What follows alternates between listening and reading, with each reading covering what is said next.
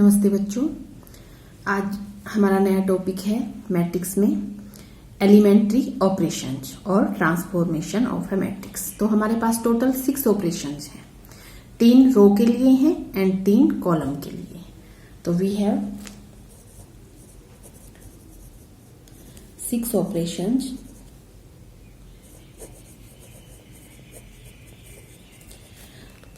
Three due to rows and 3 due to columns.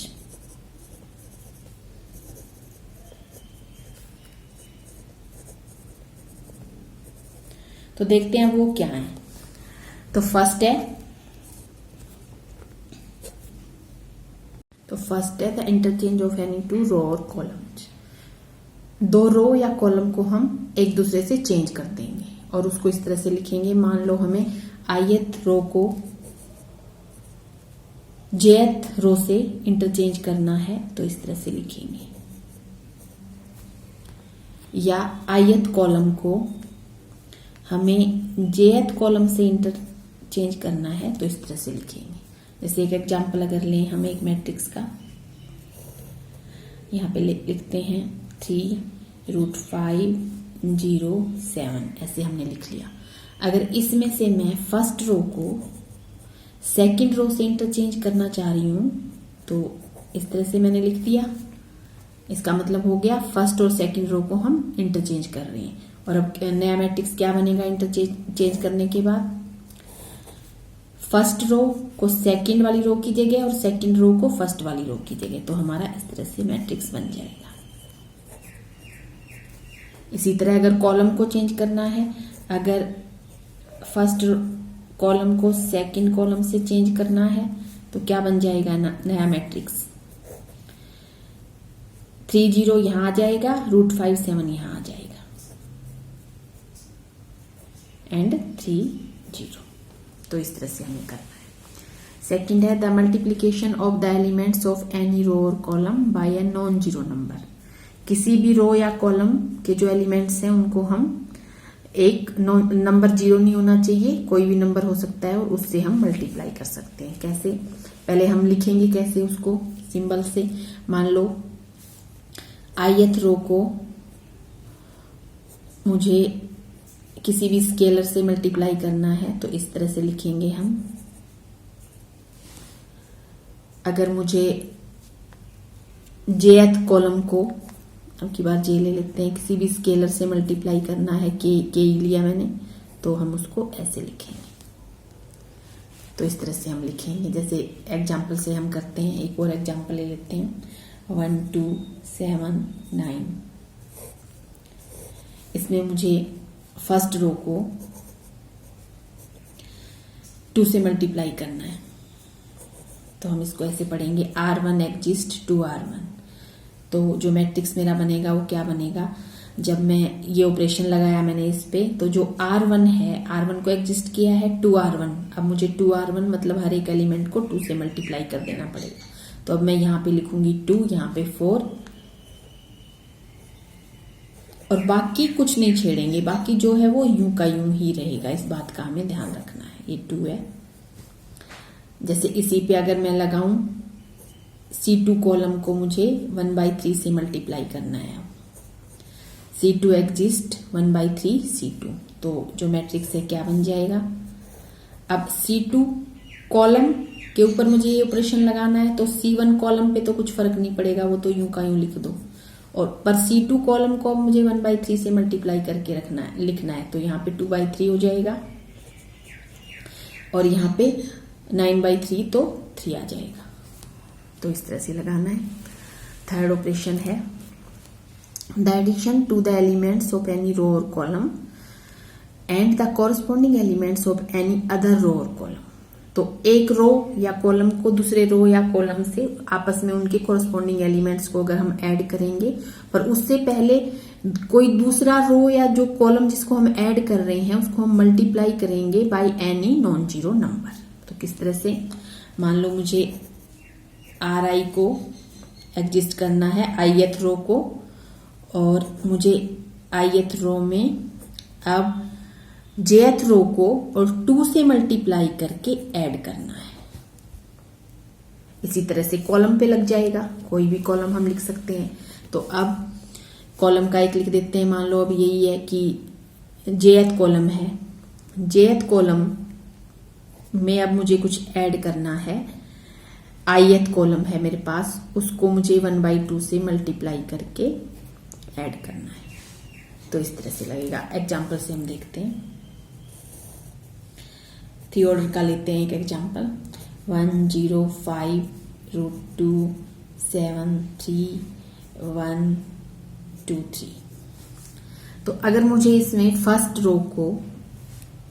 रो में मुझे कुछ ऐड करना है और सेकंड रो ऐड करनी है, और सेकंड रो को भी मुझे किसी से मल्टीप्लाई करना है, जैसे कि मुझे सेकंड रो को 2 से मल्टीप्लाई करना है, तो मैं उसको ऐसे लिखूंगी R1 में मुझे ऐड करना है R1 एग्जिस्ट। R1 में मुझे क्या ऐड करना है, सेकंड रो ऐड करनी है, और सेकंड रो को भी मुझे 2 से मल्टीप्लाई करना है। तो अब ये जो मैट्रिक्स जब मैं ये ऑपरेशन लगाऊंगी तो ये मैट्रिक्स क्या बन जाएगा, मुझे एग्जिस्ट करनी है R1 रो, मतलब R1 रो चेंज होएगी जो यहाँ पे लिखी है, तो बाकी जो दोनों रो हैं उस पर कोई फर्क नहीं पड़ेगा, भले ही पहले वो दोनों रो लिखते हैं हम। ये जब जिन पे फर्क पड़ना ही नहीं है, जो यूं की यूं हमें लिखनी है वो पहले ही लिख दो। इस पे हमें ऑपरेशन लगाना है, और ऑपरेशन क्या है, इसमें मुझे ऐड करना है, क्या ऐड करना है, R2 रो को 2 से मल्टीप्लाई करके ऐड करना है। तो R1 जैसे अगर मैं यहाँ पे करके दिखाऊं, सीधा कर सकते हैं हम।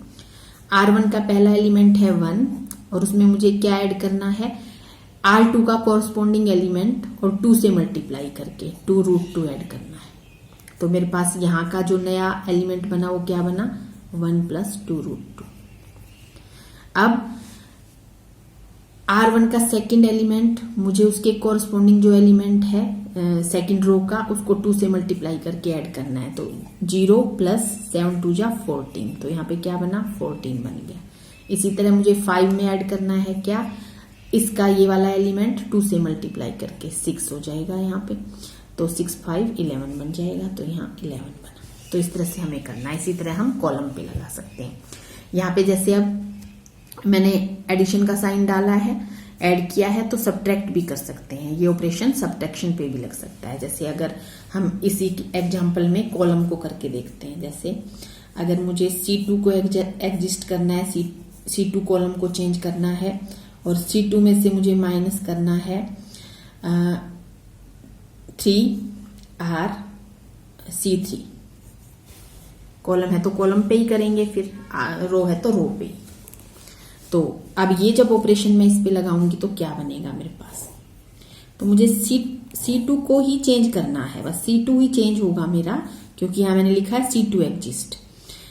तो C1 और C3 मैं यूं का यूं लिख सकती हूं, 5 3 3। और C2 में क्या चेंज हो रहा है, C2 में से मैं माइनस कर रही हूं C3 के कॉरस्पॉन्डिंग एलिमेंट्स को 3 से मल्टीप्लाई करके। तो पहला जो एलिमेंट बनेगा, 0 में से मुझे माइनस करना है 5 को 3 से मल्टीप्लाई करके, यानी कि 15, तो -15 बन जाएगा यहाँ पे मेरे पास। 7 में से मुझे अब माइनस करना है इसको 3 से मल्टीप्लाई करके, तो मेरे पास क्या आएगा, -2 बन जाएगा। अब मुझे 2 में से माइनस करना है इसको 3 से मल्टीप्लाई करके, तो मेरे पास -7। तो इस तरह से हमें ऑपरेशन लगाने हैं। अब हम इनवर्स निकालेंगे मैट्रिक्स का, ये ऑपरेशंस हम उसमें यूज करेंगे। तो इन्वर्टिबल मैट्रिसेस देखते हैं। अगर हमारे पास 2 मैट्रिक्स हैं A और B, दोनों स्केयर मैट्रिक्स होने चाहिए और सेम ऑर्डर के होने चाहिए। डेफिनेशन लिखते हैं, if A and B are 2 square matrix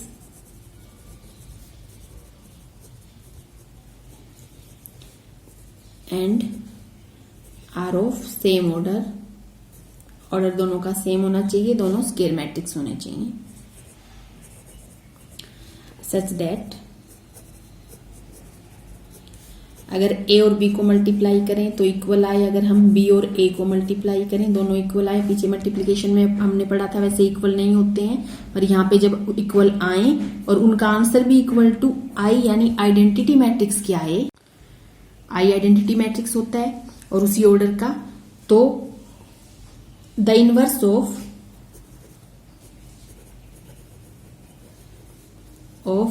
A will be B matrix. तो जो बी मैट्रिक्स होगा वो ए का इनवर्स होगा। The inverse of A will be B matrix, और उसको हम इस तरह से लिखेंगे A inverse equal to B, और ए को अब हम इन्वर्टिबल बोलेंगे। और अगर ये सिचुएशन है तो बी का जो इनवर्स है वो ए होगा और बी इनवर्स इक्वल टू हम ए लिखेंगे। तो इनवर्स अब कैसे निकालना है वो हम इस एक्सरसाइज में देखेंगे, अब जो 3.4 एक्सरसाइज है। पर एक चीज का और हमें ध्यान रखना है, किसी भी मैट्रिक्स का जो इनवर्स होता है वो हमेशा यूनिक होता है। ऐसे नहीं कि एक मैट्रिक्स के कई इनवर्स हो जाएंगे, एक ही इनवर्स आएगा। और रेक्टेंगुलर अगर मैट्रिक्स है हमारे पास, उसका हम इनवर्स नहीं निकाल सकते, हम स्क्वायर मैट्रिक्स का ही इनवर्स निकाल सकते हैं।